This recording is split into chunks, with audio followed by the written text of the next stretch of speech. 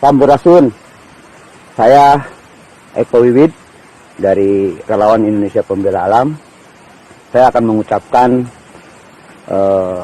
satu hal yang memang perlu kita support, kita perlu dukung full dari teman-teman Samaway Adventure yang akan melakukan perjalanan atau sebuah ekspedisi 30 puncakan dari Sabang sampai Merauke. Tim ini tentu akan membuat sebuah eksplorasi, tidak hanya eksplorasi tentang alamnya, tapi akan mengeksplorasi tentang sosial budaya dan kondisi di kaki gunung yang akan mereka sambangi. Doa yang tulus agar tim Samaway Adventure ini berjalan lancar dan akan selalu support. Mari kita dukung bersama-sama, support petualangan 30 puncak gunung untuk Indonesia.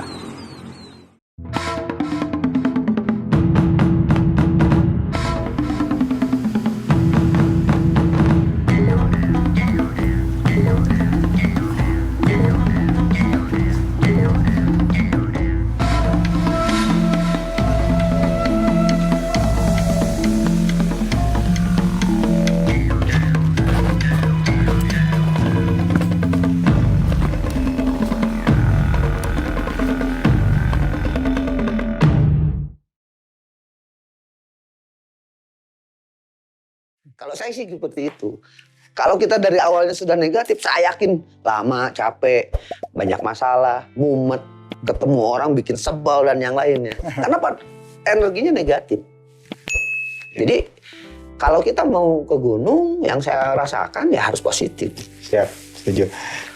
Kang, ada ini kita pembahasan sekitar Surya Kencana dan Puncak Gede. Ke Pangrango nggak apa-apa lah ya? Nggak apa-apa, nggak apa-apa. Kalau ngelihat kondisi sekarang, ini kalau akan tahu aja, masih sebatas tahu, tahunya semana, sampaikan nggak apa-apa. Puncak Gede, Puncak Pangrango, ada kawahnya kan. Berarti kan awalnya memang dulu letusan berarti kan? Ya. Yang tadi sempat disinggung bahwa ada danau, sendang, berarti kan itu bekas letusan. Nah, menurut Akang dulunya itu seperti apa sih bentukan Gede Pangrango? Apakah satu punggungan gunung, satu bentuk gunung utuh seperti dulu pegunungan Tengger mungkin? Utuh satu, terus meletus jadi beberapa gunung dengan nama yang baru gitu kan? Ya, saya mempercayai bahwa Gunung Gede Pangrango itu dulunya satu kesatuan. Jadi Gunung Mandalawangi itu ya Gunung Pangrango sebutnya kan. Terus Gunung Agung, Gunung Gede itu kan jadi dua tuh kan. Nah kalau saya melihat ya Gunung Agung itu, Agung Gede itu ya dulunya karena gede. Agung Gede besar. Jadi Pangrango itu nggak ada dulu kalau saya punya pendapat nggak ada. Jadi gunungnya satu, mungkin bisa jadi 4.000 di atas 4.000 meter MDPL gitu. Nah terjadi letusan pertama mungkin pecah. Mungkin dulu peradabannya hilang di sekitaran ini. Data informasinya tidak ada. Lahir lagi peradaban, misalkan muncul lagi. Nah, sampai meletus lagi. Kayak Surya Kencana itu kan bekas kaldera, bekas letusan. Terus di Pangrango itu yang arah ke Bogor, Sukabumi perbatasan itu juga bekas kawahnya begitu besar, bibir kawahnya. Di bawah Gunung Gede ini juga yang Gunung Geger ke puncak itu juga ada kaldera besar. Artinya letusan ini dulu dulu satu kesatuan. Itu saya meyakini itu hasil bukan hasil riset para ahli ya. Hasil apa yang saya jalanin lah. Saya jalan ke Pangrango, di sini ada letusan ini. Saya sampai gambarkan bahwa kalau ini posisinya Gunung Gede begini, ini Gunung Pangrango. Ya begini gitu. Bisa jadi sekarang di 3.000. Saya yakin itu lebih dari 4.000 MDPL. Mungkin di atasnya itu bisa jadi dulu juga ada tidak ada tumbuhan, mungkin hanya tumbuhan-tumbuhan kecil atau seperti gunung-gunung yang lain kan. Kalau ke atasnya kan pasti pasir aja kan gitu. Saya masih meyakini itu. Bisa jadi itu sama juga dengan dulunya misalkan Gunung Salak. Gunung Salak juga letusan dulunya kan satu. Dia meletus, jadi kebelah, jadi ada beberapa punggungan puncakan Salak kan gitu. Begitupun Krakatau kan, sampai membelahkan jadi Selat Sunda kan gitu. Menjadi Selat Sunda kan Krakatau, karena besar kan gitu. Nah saya yakin di sini pun dari ujung Sumatera sampai ujung Jawa tanah Bali sana itu kan ring of fire. Kalau yang namanya ring of fire itu kan ada masa letusan. Mungkin dulunya begini-begini di gunung. Tinggi-tinggi dari Sumatera itu sampai jajar gitu. Gunung terus meletus. Loh sekarang juga masih meletus kok aktif. Ya sekarang Merapi aja contoh. Yang tadinya begini kan geser. Kan berkurang kan? Makin pendek. Nah di sini pun sama. Saya meyakini itu gitu. Kalau saya nalarnya gitu. Hanya mungkin literasi secara tidak ada. Literasi secara umum tidak ada. Dan kita terjebak. Selalu terjebak dari referensi-referensi atau literasi-literasi luar. Entah itu karena kitanya yang tidak mau mencari, entah juga datanya juga hilang. Saya yakin data informasi itu dulu ada. Nggak kebayang sebelum masa-masa VOC masuk ke kita. Masa sih raja-raja kita bodoh?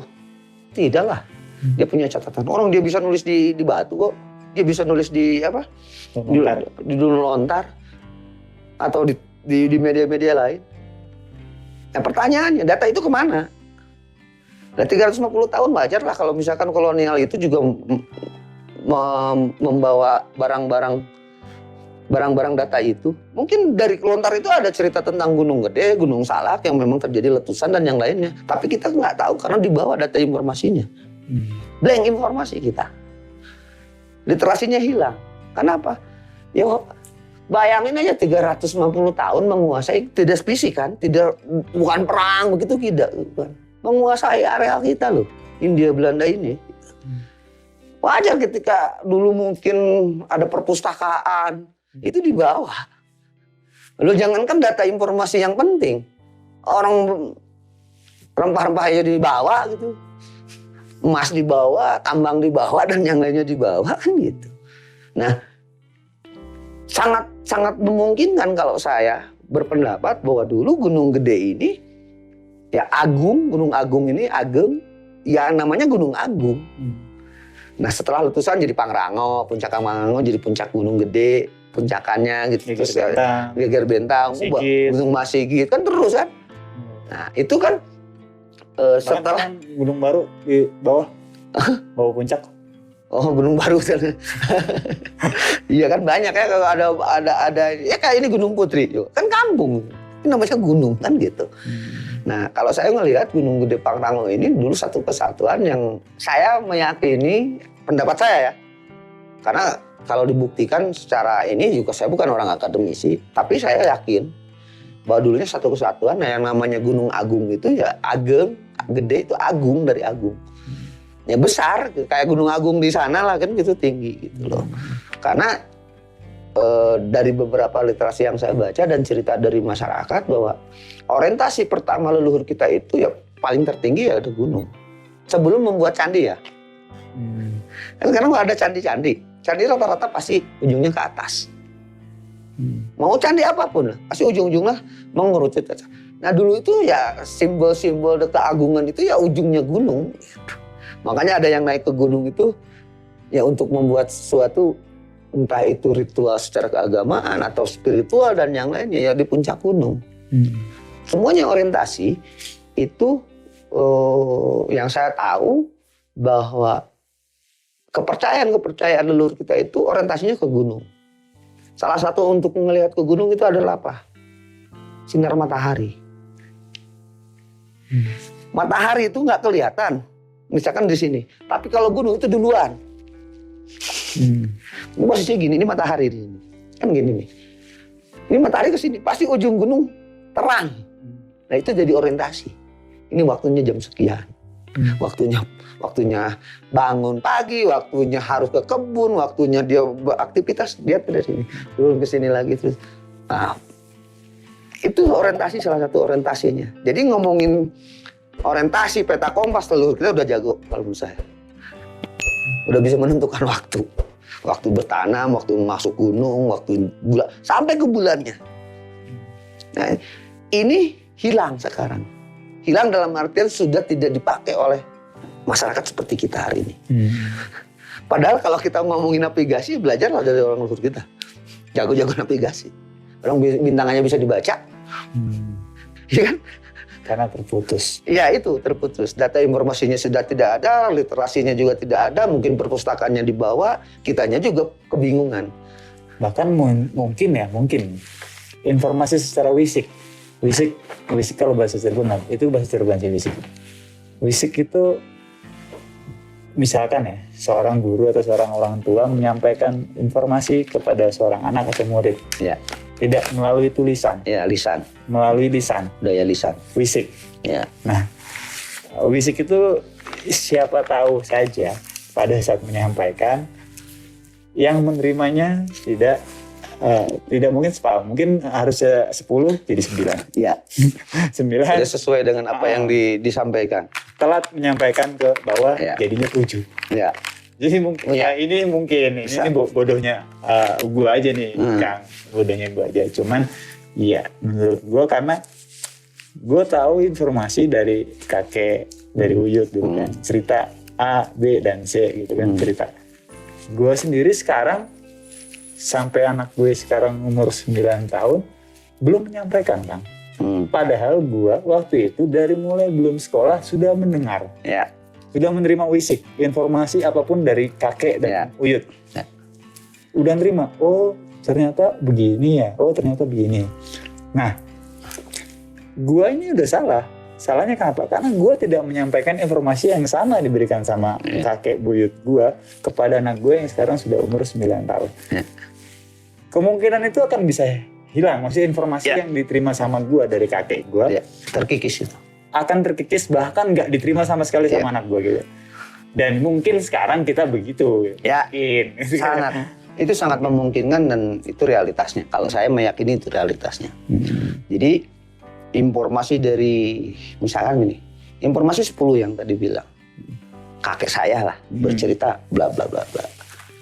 Nah setelah ini, itu saya menerimanya yang dipahaminya misalkan cuma 2. Gue pahami cuma 2, ya gue sampaikan ke anak gue pasti 2.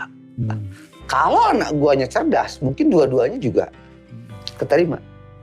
Nah kalau anak guanya anggaplah menerimanya juga kurang baik, saya juga tidak sepaseh kakek gua gitu. Pada akhirnya ya setengah juga kan bisa jadi. Atau juga anak gue sudah terkontaminasi. Dan akhirnya informasi. Sudahlah yang begitu. Dongeng. Apa? Dongeng. Nggak jelas. Hayalan. Atau klinik atau apa. Padahal benar. Cerita benar. Karena lisan itu. Karena lisan. Dan terus ada. Kalau saya berpendapat.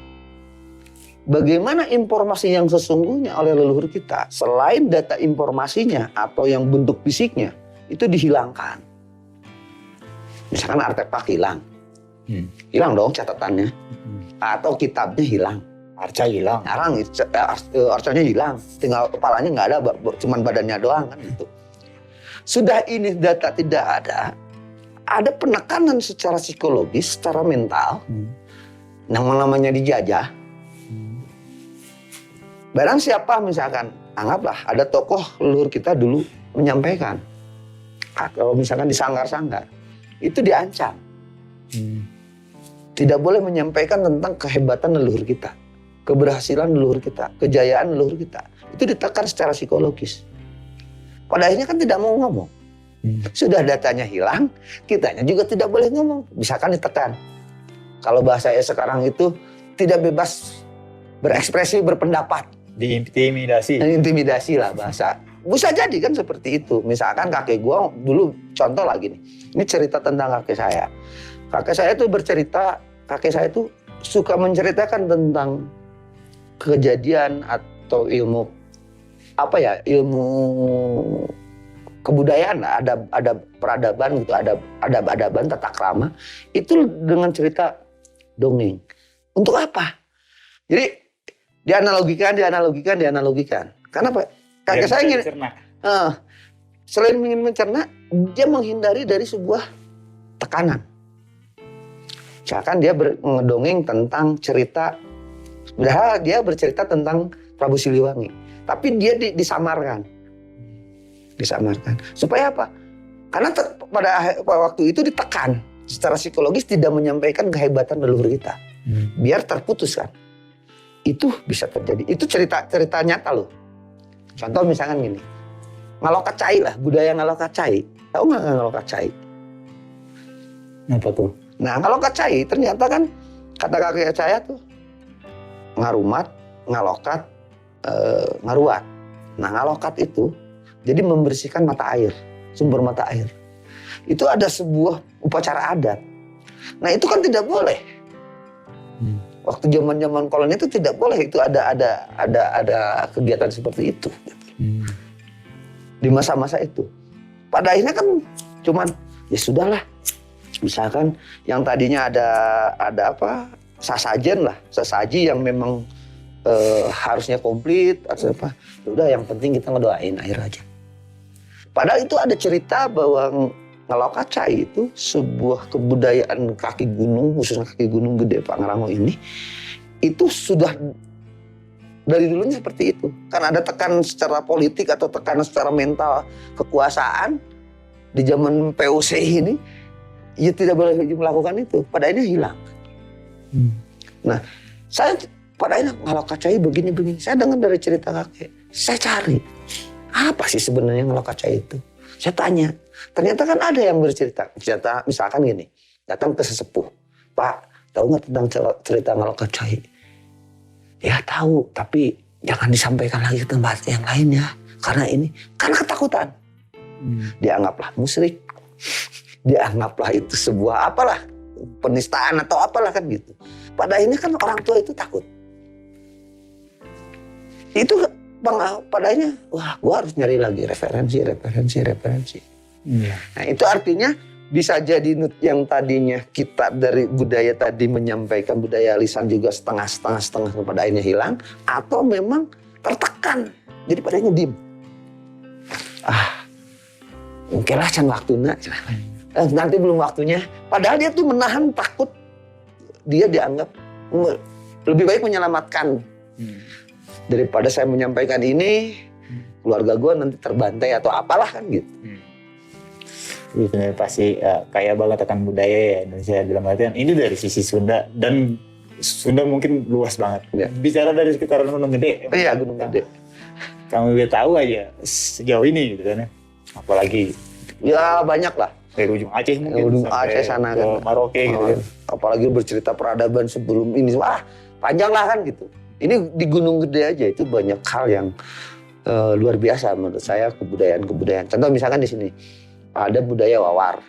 Wawar itu menyampaikan kabar. Ini budaya Gunung Putri aja sini, kaki Gunung Putri wawar. Jadi budaya wawar itu bagaimana menyampaikan bahwa waktunya kita berdoa bersama-sama.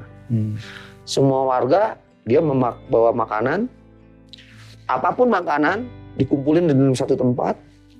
Kita datang semuanya gitu kan, datang berdoa bersama, dan cara berdoanya berbeda dengan cara-cara kebudayaan.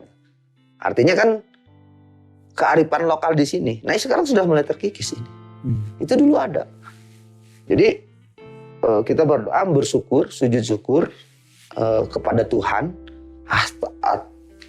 atas hasil bumi, karena kita petani, atas hasil bumi dan yang lainnya. Itu sekarang udah terkikis. Banyak di beberapa spot. Jadi di Gunung Gede aja beberapa spot itu baik dialektik ngomongnya ataupun tata cara kebudayaannya itu banyak berbeda. Artinya di sini gunung tuh rata-rata menurut saya hampir yang saya tahu pasti ada kearifan lokal atau kebijaksanaan lokal yang ini sudah mulai terkikis. Ya mudah-mudahan lah gunung-gunung di tempat lain pun tidak seperti yang terjadi ya di tempat saya yang hari ini sudah mulai terkikis banyak. Meskipun masih ada yang melakukan dan itu masih tersembunyi-sembunyi, masih bahkan sekarang minoritas gitu. Jadi yang kelompok misalkan kayak saya seneng membuat sebuah upacara adat, ya minoritas jadi kelompok minoritas. Padahal itu sesuatu yang harus dijaga. Kenapa? Mereka menjaga alam dengan sendirinya. Ya contoh kayak misalkan ngalokat cai, budaya ngalokat cai, jelas gitu. Dia tidak boleh sembarangan, ada sumber air, sendang air. Itu tidak boleh disentuh sembarangan. Artinya bukan tidak boleh menyentuhnya. Gitu. Berarti ada caranya yang baik. Dia harus pakai gayung. Biar apa? Biar tidak tercemar. Biar nggak kotor. Biar nggak kotor gitu. Makanya disakrakan cikahuripan. Kan sendang itu cikahuripan. Nah, itu kan sumber mata air utama buat hidup. Tempat hidupnya. Kan udahlah. Sekarang. Di atas Gunung Gede itu kan ada sumber air Surya Kencana, alun-alun barat ya, alun-alun barat kan. Yang saya tahu, dulu saya kecil, itu saya bisa berenang. Percaya nggak? Saya kecil, kan saya SD SMP kan sering naik di bawah. Itu saya berenang, pakai buka baju, berenang, muter, gitu. Ngojay lah bahasa. Jadi kan kalau saya tuh ada beberapa spot yang harus datengin, terus pulangnya ke situ mandi, membersihkan badan, ya bener. Itu kan kebudayaan kami tuh, datang dari sini spot ini, menghormati ini, sampai turun ke sana kan. Nah artinya ini kan dijaga bener, mandi. Dan itu bening, tidak ada satupun namanya nasi. Sekarang minyak, tisu, wah, sabun, gila lah. Jujur lah, saya tuh kenapa? Hari ini saya malas ke Gunung Gede. Malas. Kenapa? Saya terakhir kapan? Wah, nangis jujur, saya nangis. Iya. Nangis, kenapa? Gila ya gitu. Gila ya, sekarang orang udah gila hari ini gitu. Jadi memang ada ya satu kemalasan pada saat melihat sampah sih ya sebetulnya ya. Beberapa minggu yang lalu lah, 3 minggu kalau nggak salah, 3 minggu yang lalu ya. Kita lintas dari Cibodas, turun Putri. Cuman camp pertama di Kandang Batu, camp kedua di Puncak. Camp kita sudut timur Puncak, Tugu, lewat sedikit kita ngecamp di situ. Pagi tuh ngelihat orang berfoto di Tugu antri dengan euforianya masing-masing mereka gitu kan. Itu hak mereka untuk euforia atau bersenang-senang untuk mengekspresikan bahwa mereka sudah mencapai top. Gitu. Cuman 20 meter dari Tugu itu yang bikin saya miris. Bukan 2 kilometer kan? 20 meter dari Tugu. Sampah, botol air mineral, kotoran manusia, tisu basah. Itu kalau dikumpulin dari 100 meter persegi aja mungkin bisa dapat 10 karung. Ya. Jadi, ya mungkin saya juga naik gunung dari tahun 97. Tahun-tahun segitu masih enak banget. Masih enak. Ya masa-masa saya SMA lah itu. Saya apalagi sebelum saya SMA kan SD. Kebayang kan? Nyamannya. Enak banget itu. Sekarang gila gitu maksudnya. Artinya gini kan. Pada saat kita berangkat ke gunung dengan tujuan kita, setidaknya bukan hanya tujuan yang harus kita tahu, tapi resiko juga harus kita tahu. Sangat harus tahu. Pada saat lu mau ke gunung, lu harus tahu resiko lu susah buang air besar. Betul, setuju. Ya kan? Lu akan sulit cari air, lu nggak nemu WC, lu bisa nggak? Ya gue bisa boker di tanah. Bisa nggak cara ceboknya? Gitu kan? Bisa nggak cara beraknya gitu? Cara BAB-nya tuh bisa gitu. Menurut saya harusnya orang naik gunung itu bukan tujuannya dulu yang dikuatin, tapi persiapannya dulu. Bahwa oke, kalau gue mau naik gunung, mau ke sana, resiko yang bakal gue terima adalah ini. Gue bakal ngadepin ini. Berarti gue harus prepare. Ya. Di sana nggak ada toilet. Gue harus boker kayak apa? Oke, gue harus boker ngegali tanah. Terus cebok nggak ada air, nggak boleh buat tisu basah. Kenapa nggak boleh buat tisu basah? Karena plastik bahannya. Lo habis cebok, lo buang, nggak bisa terurai juga. Ya. Berarti gue harus pakai daun. Oke, kita korek dulu tanah, kita BAB, kita cebok pakai daun, pakai batang kayu, pakai batu. Memang itu. Emang kayak begitu kan, Iya. caranya gitu kan. Kalau kita banyak air, boleh kita pakai air. Kalau lagi nggak ada air, Oh, ya. nah pada saat geli ya, gue nggak mungkin bisa. Ya udah jangan naik gunung dulu. Maksudnya gitu. Ya, ya. Betul, Jangan betul. sampai lu mendahulukan ego lu Ya. eh, Atau untuk kepentingan untuk kepentingan lu, terus mengorbankan ya satu alamnya, Ya. kedua hak orang lain untuk menikmati gitu. Ya, Ya kan gitu. kalau tadi ya karena ngebahas tentang kotoran dan yang lainnya sampah, mengulas kembali tadi pertanyaan tadi, ada nggak hal yang negatif, menakut-nakutkan? Pertanyaannya sederhana. Kotoran itu yang didatangin itu binatang apa? Laler, rasa bau. Nah, kalau kita masih percaya dengan hal yang negatif, energi negatif tadilah, anggaplah makhluk negatif yang di luar nalar kita pun pasti ya tambah banyak. Karena kotor. Iya. Contoh lah, baju bersih dengan baju kotor, itu pasti yang pertama didatengin nyamuk ya baju kotor. Dan itu negatif kan. Ya anggaplah si nyamuk ini negatif bisa menyerang kita. Beda dengan yang wangi. Yang wangi itu kan rata-rata ya yang datangnya kupu-kupu. Ya dong. Bersih. Iya kan, yang bersih-bersih kan. Nah, ya jangan salahkan lagi sekarang. Oh di sana di Surya Kencana nakut-nakutin. Ya lu yang bikin kotor kok. Orang dulunya disucikan ini di tempat bersih. Percaya nggak? Kenapa orang Baduy nggak pakai alas? Saking hormatnya sebenarnya terhadap bumi. Iya kan? Orang Baduy kan nggak pakai alas tuh. Iya. Jalan. Dia percaya bahwa ini tanah suci kami. Ini tempat lahir kami. Ya dihormati. Nah sekarang kan ya ada jalurnya pun bikin jalur baru. Sekarang trek balapan liar. Ya, saya ngelihat adik-adik saya, terus teman-teman saya, foto-fotonya terus dia, buset, dulu nggak seperti ini, gitu. Dan kadang-kadang duduk aja di mana aja.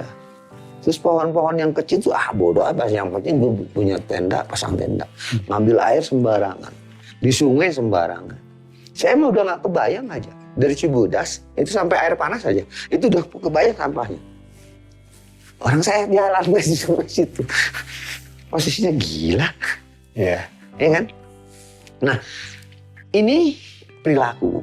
Jadi ketika saya setuju bahwa ngomongin bukan gua mau nakut-nakutin gitu, ke gunung itu jangan takut, tapi juga jangan goblok gitu loh. Gobloknya tadi, ya kalau belum siap boker di tempat yang memang begitu, Jangan caranya pun kan beda.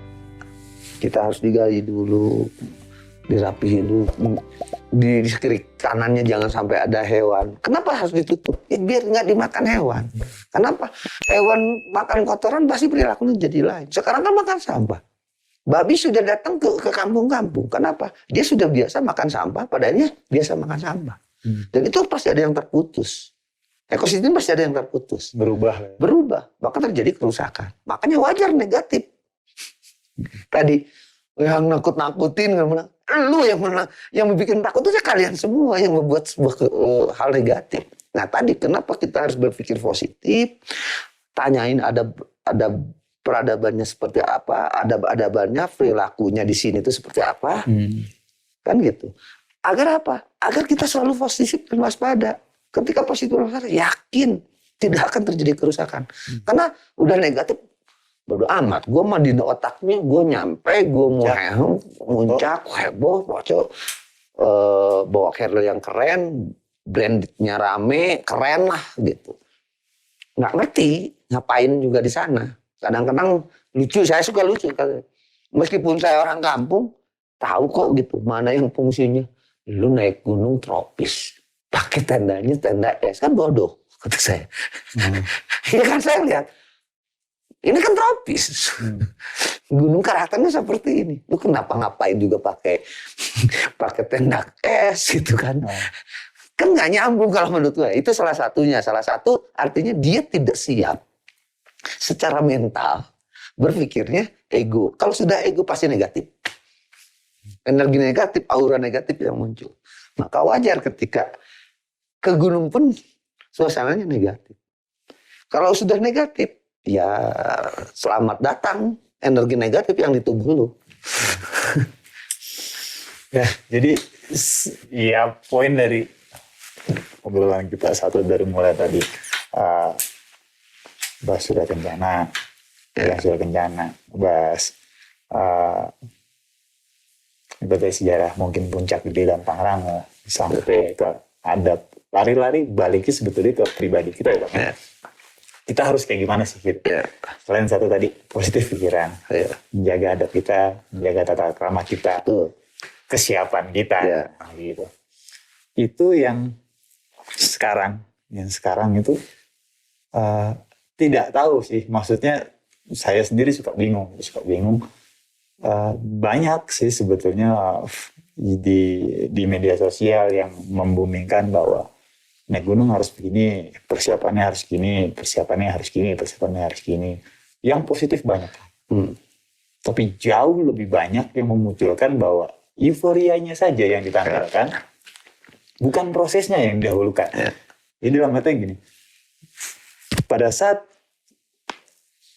lu menyampaikan sesuatu informasi, keberhasilannya yang disampaikan. Bukan prosesnya yang disampaikan. Prosesnya. Kenapa berhasil itu prosesnya kan gitu. Iya. Jadi orang hanya melihat bahwa, ih keren, ih gagah, ih ganteng. Tapi tidak menyampaikan bagaimana prosesnya untuk bisa sampai di sana. Itu yang menurut, ini kacamata gue ya. Kacamata gue pribadi. Karena gue juga, ya nggak jago-jago banget main media sosial. Karena juga nggak sering-sering banget pegang. Kadang-kadang juga teman-teman yang pegang IG. Gue sesekali melihat akun-akun besar segala macam, banyak yang memposting sesuatu yang edukasi segala macam gitu. Tapi ya gitu, bahkan 2, 3, 4, 10 kali lipat lebih banyak yang menyampaikan keberhasilannya dibanding menyampaikan prosesnya gitu. Baiknya kan kita kalau dicekokin atau disuapin, kita bicara gini. Ini banyak nih jadi tren sekarang nih. Naik gunung jadi tren. Naik gunung jadi tren. Nah, pada saat ini sudah menjadi tren, berarti kan kita anggap saya ini anak baru nih. Saya ini anak baru. Pokoknya teman-teman saya anak baru. Sebagai anak baru itu diajarin apa sih gitu kan? Nih, puncak begini. Keren kan? Keren. Berangkat. Nggak ngerti apa-apa. Celakalah kita. Kalau orang dulu kan ya, Kang? Enggak. Contoh, Kang, lapar. Pengen apa? Pengen masak, pengen makan ikan. Ini pancingan. Lu mancing, olah, masak, makan. Tuh, kalau orang sekarang pengen makan ikan, order. Ya maksudnya secara proses sikap laku. Jadi memang sudah budayanya memang sudah seperti itu. Nah, harapan saya pribadi, ya nggak tahu ya teman-teman yang lain. Mudah-mudahan akan lebih banyak lagi orang yang menyampaikan bahwa gunung itu tidak disampaikan euforianya saja, tapi prosesnya, edukasi dari awal gitu maksudnya. Lu kalau naik gunung tuh harus bisa begini, lu harus tahu ini, jalannya begini, ini begini, lu nggak boleh begini. Itu yang ditekenin, bukan yang perkara nakut-nakutin, tapi emang itu realnya gitu. Jadi memang orang harus siap dengan prosesnya dulu sebelum orang berpikir dia bakal dapat goldnya gitu, bukan dapat bonusnya gitu. Puncak kan bonus di berarti. Sebelum lu terima bonus, lu harus kerja dulu gitu. Ya, saya coba sedikit cerita. Saya diajarin naik gunung. Mungkin naik gunung dulu masih kecil, saya ngikut kakek. Saya ingat, jadi tahapannya tidak muncak. Saya diajarin, ini namanya blok ini misalkan. Kayak Ciulang. Di Ciulang, oh ini nih, kalau kamu nanti kalau naik sini, tandanya ini. Ada cantik di bongkok lah, apa. Dia bercerita. Oh, cantik di bongkok berarti lewat. Itu kan itu jalur saya kecil kan gitu. Oke. Nah, Dalam perjalanan, dia tidak bercerita yang macam-macam, apalagi menakutkan. Ini harendong, ini bisa dimakan. Dulu mungkin saya masih kecil, seneng aja gitu, nggak berpikir bahwa itu adalah bagian dari jungle survival. Kakek saya bukan di bolan sarjana loh. Dengan kakek saya itu udah tua kan gitu. Petani kan gitu. Ini congkok gitu. Daun congkok. Nih, saya dikasih hiburan. Dipetikan. Pukul tong gitu. Daun congkok. Ini umbutnya bisa dimakan. Nah, perjalanan itu udah kamu sampai sini aja. Pulangnya sambil pulang. Biar nenek di sana nanya, habis dari hutan tuh suka nanya hasilnya apa. Saya suruh bawa ranting kering. Wah, itu pulang ke nenek kan, ini buat ranting kan. Gitu. Nah, ketika dia bawa ranting ini, gitu, itu ternyata saya harus kasih nenek. Saya baru sadar hari ini bahwa ke gunung itu ya harus mendapatkan hasil itu ya tidak hanya sebatas hasil tadi membawa senang-senangnya gitu loh. Tapi ada yang bisa dibawa ke rumah ya meskipun ranting kan gitu. Tapi itu ada cerita. Kamu ngapain aja nak? Atau cucu kan gitu. Wah saya dapat ini. Sekarang saya sadar. Kakek saya telah mengajarkan tentang jungle survival. Bahwa ranting itu bisa buat masak. Kan dulu cuma segini gitu kan. Nggak sampai puncak. Terus ada tumbuhan saya makan. Saya sadar sekarang, kakek gua tuh ngajarin. Karena ketika saya masuk pendidikan di volunteer, kan gua diajarin dulu kan, ini bisa dimakan. Jadi ketika ngomongin jungle survival, saya dari kecil sudah diajarin gitu loh. Sedang melakukan gitu. Meskipun saya nggak sadar bahwa itu. Artinya proses itu hari ini tidak ada, saya lihat. Pendaki-pendaki sekarang tidak ada. Kenapa? Saya beberapa kali, kan saya dulu zaman saya masih sering ya, masih muda lah. Saya sering di Montana gitu. Kan ada pelayanan pengunjung. Mas maaf, mau mendaki ya. Coba surat izinnya, lihat, dicek. Orang yang niatnya baik, itu saya paham benar. Oh mas, saya mau naik. Silahkan dicek dulu. Mas, namanya siapa ini? Lihat KTP-nya sesuai. Dicek kayak gitu. Si Maksi itu kan namanya ada tuh. Misalkan namanya Awe, lihat KTP-nya. Ketika orang yang positif tuh santai aja. Mas ada yang lagi ditanya, oke. Ada yang lagi diperiksa, oke saya mau nanya. Makanannya apa? Untuk berapa hari? Sampahnya seperti apa? Tolong dibawa lagi ya. Dicatat. Kan biasanya ada tulisan tuh dicatat. Sampahnya apa? Saya nanya, tempat tidurnya seperti apa? Artinya alat tidurnya, terus buat tendanya apa gitu.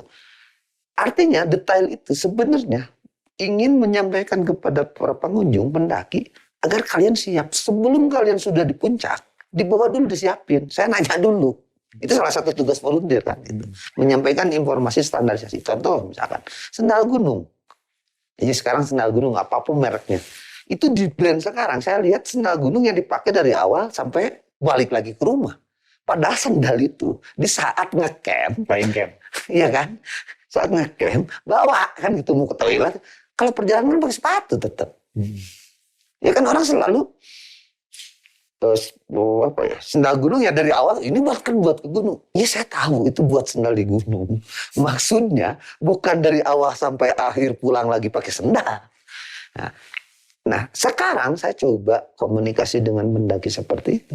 Itu saya malah dimarahin. Lebih ngotot mereka. Mas mau kemana? Saya udah izin mau naik. Udah siap. Saya bawa makanan. Loh, dulu enggak. Pendaki itu enak gitu loh. Mas maaf, sini dulu ya. Dicek packing dulu. Izinnya diperiksa. Memeriksa izin, nama itu harus sesuai. Karena apa? Jangan sampai nanti gini. Namanya ini, informasi ke rumahnya beda, terus ada maaf, misalkan ada yang hilang kesasar, kan sesuai dengan data informasi. Oh misalkan si A, oh iya rombongan ini, kita cross-checknya enak,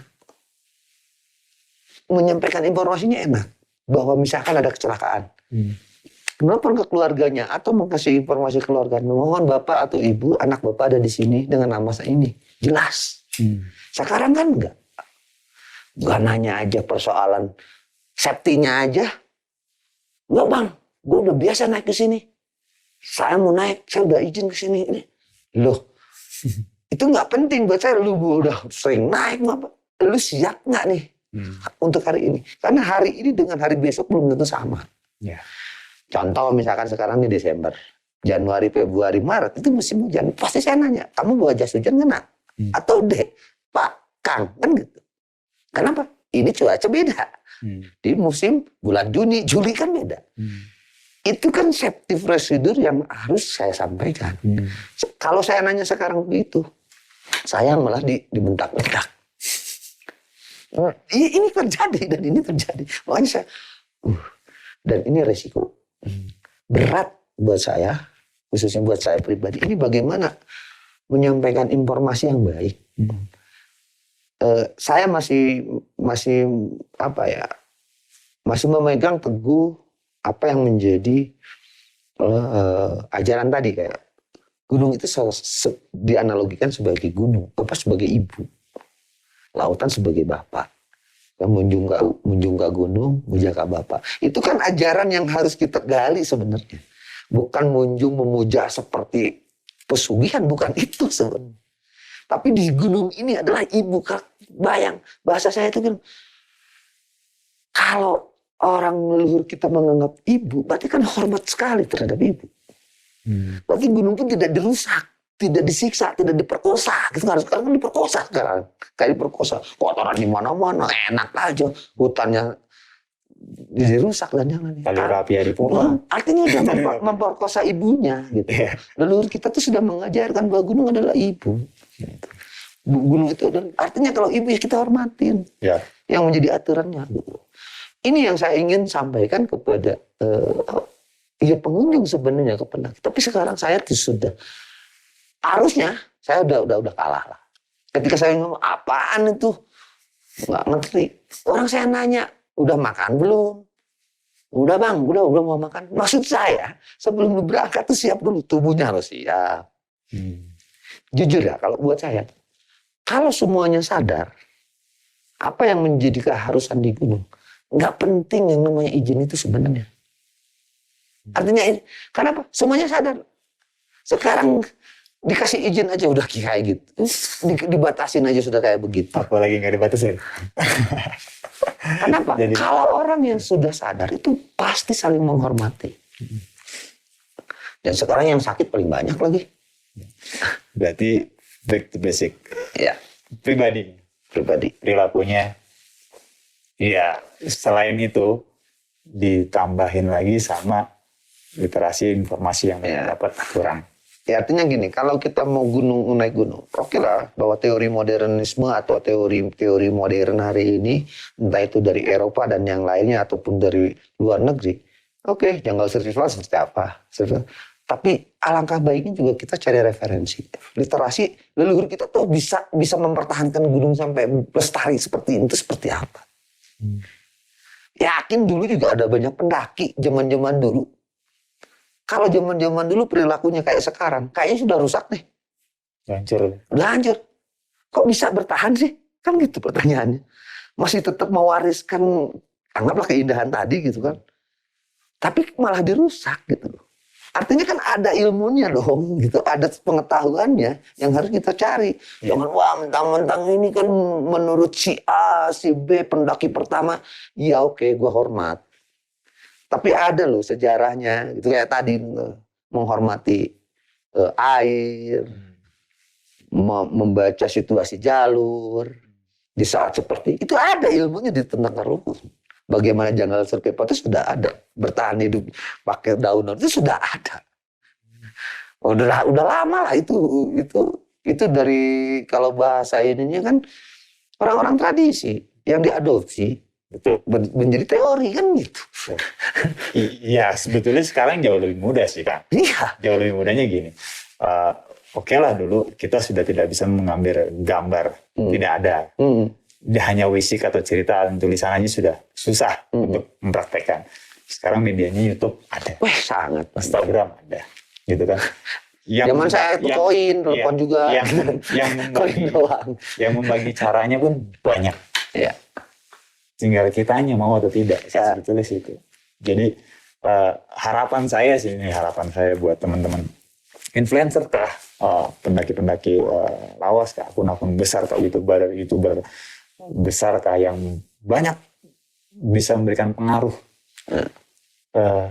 Mudah-mudahan beliau-beliau atau mereka-mereka itu bisa memberikan sesuatu yang jauh lebih mendasar, dalam artian tolong jangan memberikan sesuatu bonus sebelum mereka bekerja. Iya. Jadi bonus itu efek aja lah. Ya, dahulukan informasi proses. Mudah-mudahan jika semuanya menggencarkan prosesnya, orang akan terbrainwash lagi ya. Otaknya akan tercuci lagi bahwa oke, naik gunung itu bukan serta-merta tentang puncak, tapi bagaimana kita cara berproses. Ya. Mungkin seperti itu ya kan. Setiap spot juga ada sesuatu. Misalkan kayak sini Gunung Putri, terus ada Tanah Merah, ada apa. Kenapa dikasih nama? Kan berarti ada sesuatu. Itu kan nggak digali. Kenapa sebut Tanah Merah? Kenapa sebut Buntung Dutung? Kenapa sebut Lawang Saketeng? Kenapa sebut Batu Dongdang? Ini kan ada cerita. Bahwa di spot-spot ini ada sesuatu. Nah kita hormat dulu dong sana. Hormat dalam artian bukan memuja. Kebayang sekarang saya tidak, pastilah beda dengan ini. Auranya pasti negatif. Gitu. Saya tidak berbicara persoalan klinik ya. Tidak itu ngomongnya.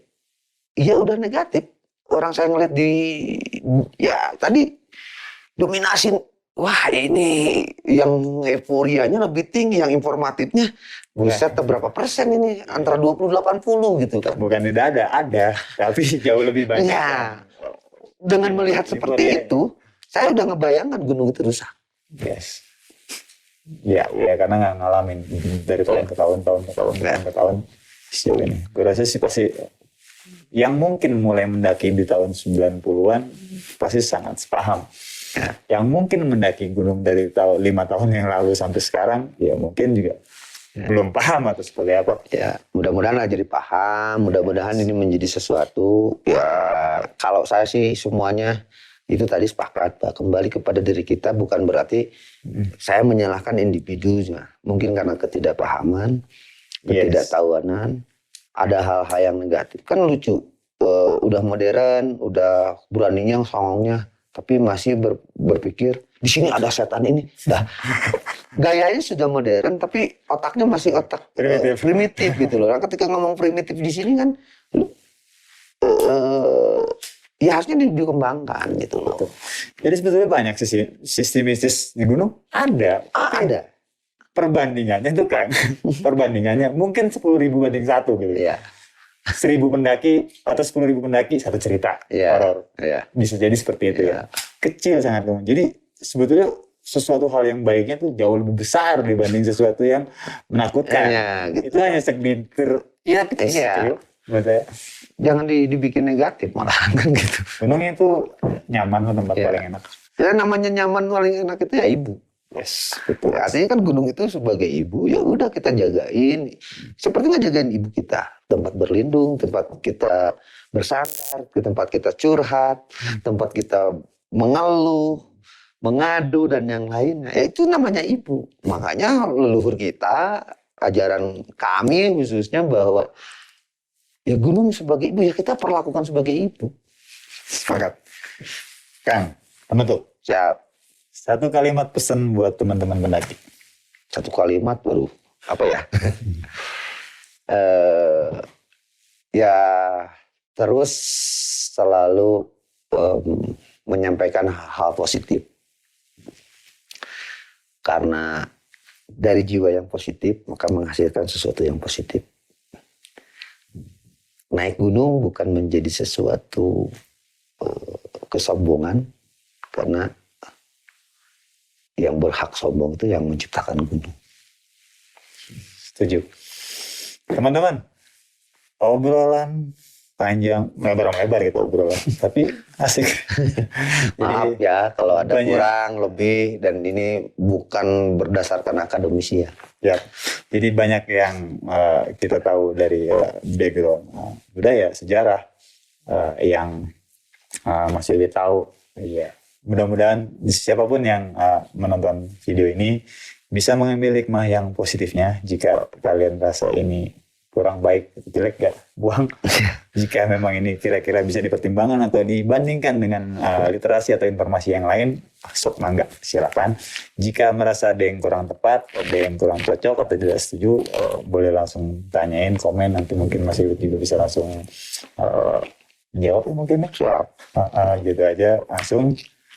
Terus mohon doanya juga buat Samawa Adventure yang insya Allah Bang, dimulai bulan Mei 2021 sampai dengan Mei 2022 kami satu tim akan melakukan ekspedisi 30 Summit Indonesia. Mantap. Jadi Luar dari biasa. pendakian gunung dari Sabang sampai Merauke, dari Aceh sampai Papua, tidak hanya mengulas tentang informasi gunung, tapi budayanya juga dari gunung setempat. Adat istiadat juga dari desa setempat, budayanya, keseniannya, musiknya, apapun itu akan coba kami ulas. Luar biasa. Top. Ya, mohon doanya dan jangan lupa support Samawa Adventure dengan cara klik subscribe-nya, komen, kalian boleh saran, kalian boleh kritik, kalian boleh kasih masukan, klik tombol loncengnya biar kalian nggak ketinggalan informasi dari channel Samawa Adventure. Jika kalian suka, kalian boleh kasih like. Kalian tidak suka, kalian bisa dislike. Dan share video ini jika kalian berkenan. Terima kasih. Salam santai. Assalamualaikum warahmatullahi wabarakatuh.